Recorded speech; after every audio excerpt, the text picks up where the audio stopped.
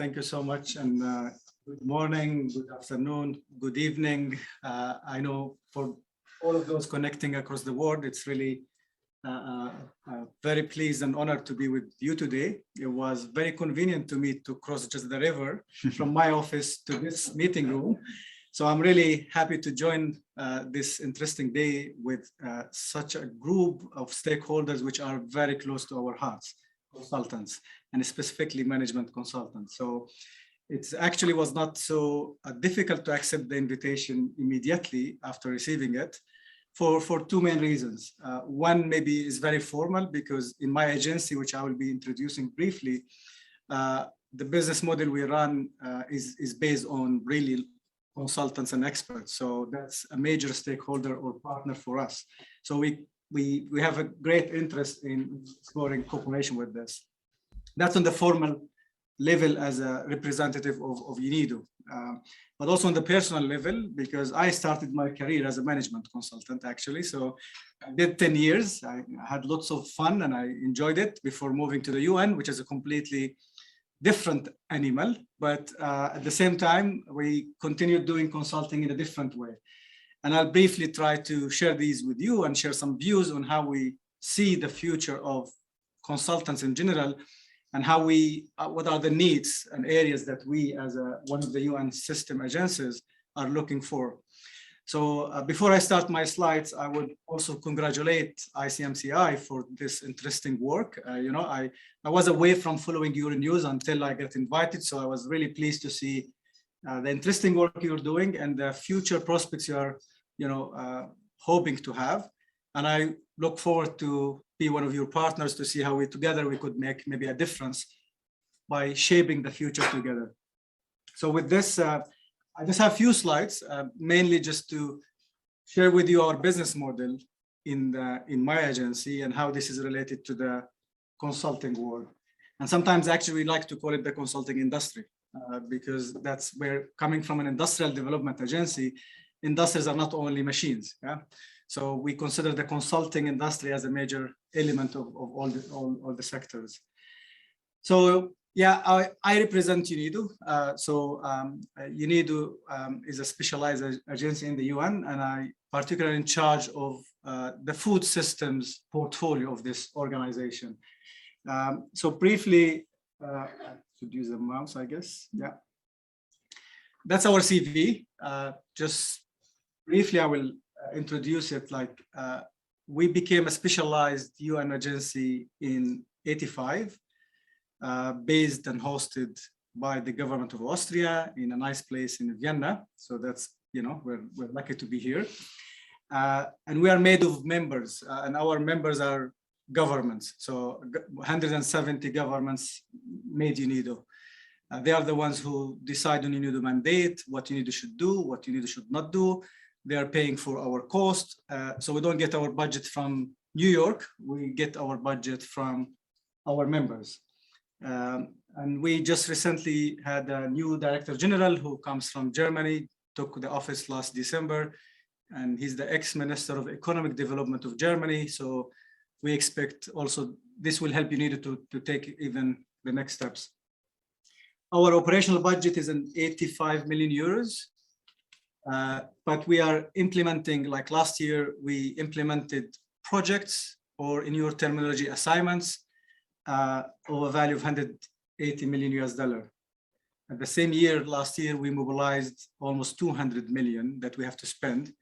And that adds to the money we have at hand to implement for the coming years, which reach up to $570 million. Now you might ask where this money should go, and I will explain in a few seconds, because that's exactly the assignments we get from our member states to implement projects for our member states. But before this, you'll see I just highlighted a section where we're one of the small agencies within the UN. So like compared with FAO, we are very small. We are made of 680 almost staff member in our headquarters, but also in the field offices we have in other countries. But you'll see 60% are consultants. So add to these 680, we have almost 1,700 experts and consultants engaged with our programs and projects. That's 60% of the workforce of UNIDO. And that's why we are here, because that's hopefully some or more of those are members of your different members. So it's very critical to our business model. So that's just, UNIDO, again, a specialized agency because we only do industrial development. We don't do so many things, especially that sometimes we, when those who are not aware of the UN system, they think any UN agency is part of peacekeeping or distributing food. Specifically for UNIDO, we get the struggle that they think we are the milk powder brand of Nestle, Nido. We try to explain, no, that has nothing to do with food. So with this, just briefly where we fit within also the UN. As you know, we all have to contribute now to SDGs, and I'm sure also this is a topic of discussion on your organization, how you are trying to contribute to the achievement of SDGs. For us, we contribute to different SDGs, but our main one is number 9, which is about industry. And we do this through 3 main areas, as you can see: economic competitiveness, prosperity, and environment. That's in a simple terms. And this is all about industrial sectors. So we work on certain value chains, industrial products, to add value, to improve productivity, to enhance exports. On the prosperity aspect, we work on employment generation, access to finance, access to products, SMEs development in developing countries. On the environment, on renewable energy, resource efficiency. That's the work, typical work we do in developing countries. And that's also good to know that our business model, some of our members give us money to design programs to serve other members. And those other members, usually the developing countries. So we get money from Japan to support a country like Laos. And this is where UNIDO sits to serve our members. If we go a bit layer down, how we do it, it's about improving business practices at different levels, at policy level, at enterprise level, at institutional level, at governmental level, provide investments or leverage investments or mobilize investments for our member states to scale up their work. We work on technology transfer at different levels, specifically SMEs, so they can enhance their competitiveness and their production. We work on the policy level, governance level. So usually this ends up in a project. And if I compare it with the consulting world, it's the same. A client, in this case, the client is a member state, is a government, asking UNIDO to do a project for them. Someone is paying for it. And we design a program, we set up a team, and we try to deliver the results so we get paid. So as a business model, it looks almost very similar, but with maybe a difference that we don't do only what we call technical cooperation projects. Technical cooperation, I mean like a project, a multi-year, multi-million project to do something in country X. That's what we call a typical technical cooperation project. And these are the majority of our projects. We are technical cooperation. We're supporting pineapple sector in Suriname, or the tomato sector in Egypt, or we're supporting automobile sector in India. These are what we call technical cooperation projects. And this is where the experts, consultants are highly needed. But in addition, we do analytical work, policy advisory, normative work, partnerships, try to create a global debate about topics that are related to industrial development and to developing countries. That's not usually activities that requires too much funding, but these are critical to advocate for the interests of industry and the interest of job creation in developing countries. Moving forward, I'll just share with you one directorate of UNIDO, just to zoom in and see that actual work we do and where the consultants are needed and we used. And that will bring me to the last slides, where what do we wish to have from the consultants of the future, which is maybe the topic of this discussion. If I take our directorate, which is the digitalization, technology, and agribusiness. It's a combination of many things. That's one major directorate we have. The other one, which I'm not speaking about, is the environment and energy, which is another big directorate we have. But these 6 areas are the typical technical work we do for our member states. Innovation and digitalization, at different levels, from the policy level to the SME level. Sustainable investments and technology promotion. Quality infrastructure standards, accreditation, certification, where the whole ISO stuff comes in this, and smart production. Agro industries and skills development. And this is a skills development for us for a specific sector is very critical. Sustainable food systems, and that's the area where I lead. That's all to do with food supply chains, food value chains, food processing enterprises. And we have the rural transformation corner of UNIDO. Without going into details, that gives you the impression where we end up mobilizing expertise and consultants to do the job in these areas. Now, my last two slides related to the topic of consultants. I just wanted to give you the business model of UNIDO because we are at the end a big consulting firm. I know my boss might not like this term because we're a UN specialized agency, but actually the business model, we have a client, we get money, we design a program, we deliver, we get paid. But usually we get paid before we do the job, not like you guys. Because we don't have money to advance. So that's in that business model, we use experts and consultants, and it's a very high risk area for us. So the quality of our experts, consultants define the quality of the results we achieve. So I'll give just a typical example. I just picked the project, which is the last one we just launched actually last week in Suriname. It's supporting the pineapple value chain of Suriname. Why do we do so? Not because the client like to do it, but this is a critical value chain. If we upgrade this value chain, we generate employment, economic development, we enhance exports, all these SDGs related achievements and results. And that's when we design a program, we have these headings. How do we contribute to job creation, economic development, doing it in a sustainable way for the benefit of the member state of Suriname? Who's paying for this? It's a multi-donor. Different donors are putting funds for the UN to help this kind of work.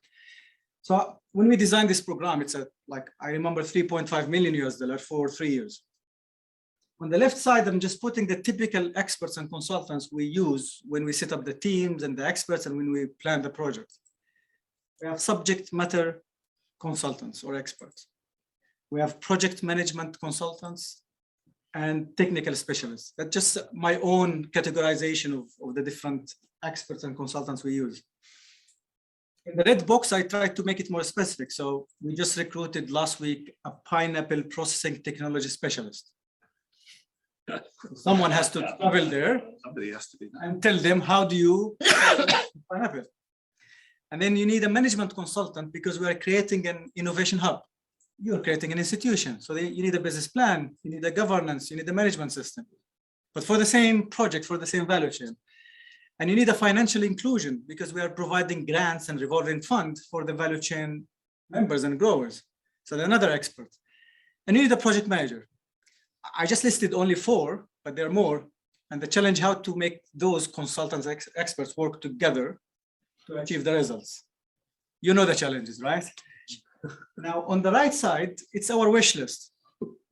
How to move from ad hoc consultant who does an assignment from A to Z and finish the job and leave, to a consultant with a system-focused approach. I mean, I'm sure we all agree on this. We don't want the pineapple processing expert to only look at the machine and suggest the machine. You need to have this system orientation in mind. Otherwise, it's an ad hoc. We need the consultant to have this sustainability oriented. If you are advising on a machine, advising on a system, advising on a standard, you need always to keep this sustainability mindset behind. You need also to have this innovation digitalization because now we're in the, on the Zoom era, right? So you have to keep this digitalization innovation in the back end. You need to have the consultant to be gender sensitive. It's not anymore a choice or an option, right? Especially for the UN. And you need to have the SDG, thinking. And I forgot to add even one, this transformation approach. Are we just doing an assignment, or we're contributing to a transformation process? Now, I don't want to ask the question to you, how can you assure for us having competency framework for the future consultants who are hopefully ticking these boxes? I don't have an answer. I know it's not it's not easy, but I think that's the future. Moving from an ad hoc consultant doing specific job in her expertise into a more comprehensive, holistic approach. That brings me to the last slide, because I'm not presenting this for the sake of doing presentation, but we look forward to a cooperation.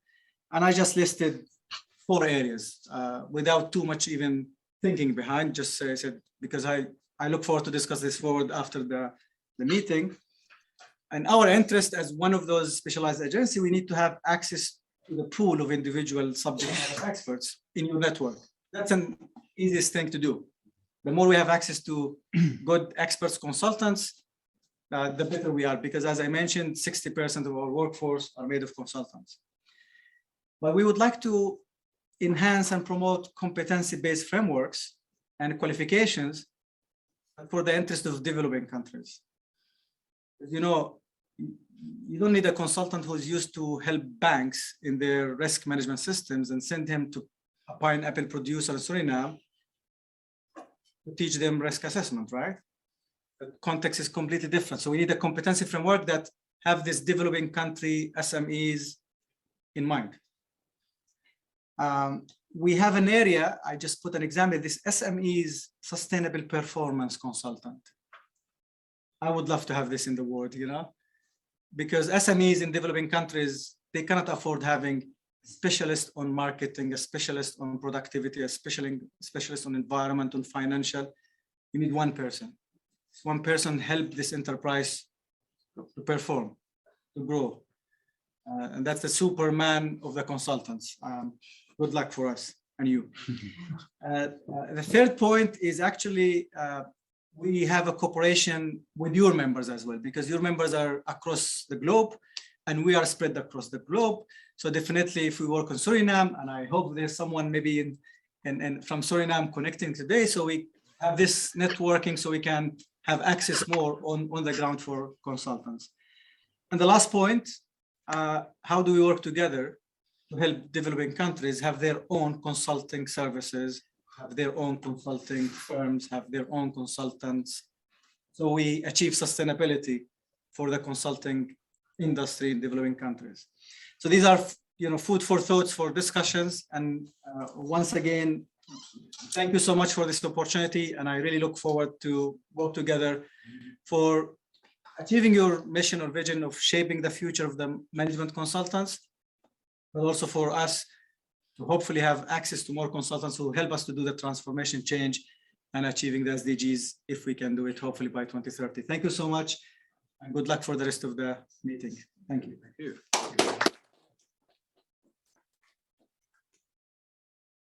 Thanks a lot, Ali. That was a very good presentation, very impressive of the work UNIDO is delivering. I could say that we have created a program that is set up step by step and is a long-term strategy process that this program was set up. But I won't, because you wouldn't believe me. But the next item on the list is the presentation of the new competence framework. And it will be done by Selay from Turkey.